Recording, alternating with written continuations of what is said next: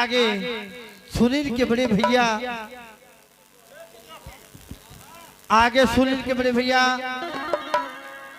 आगे हमारे भैया सुनील के बड़े भैया के तरफ से इंटर कॉलेज के अध्यापक अशोक कुमार यादव जी, अशोक कुमार भैया, उनके तरफ से 101 रुपया पार्टी की तरफ से दीजिए बार। लेकिन आप क्या करेंगे? जाओ भी माँ बाप तोहरे भूखिया लगा तू है हो, भूखिया लगा तू है।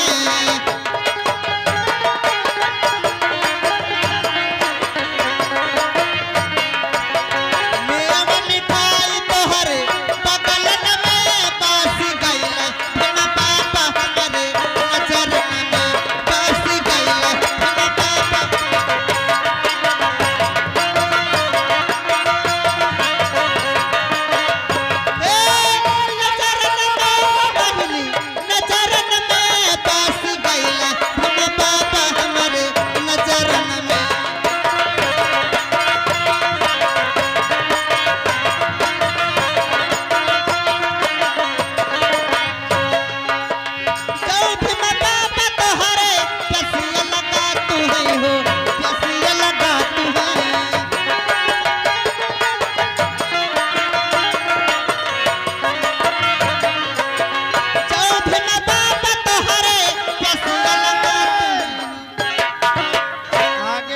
भाई 10 रुपया। अच्छा।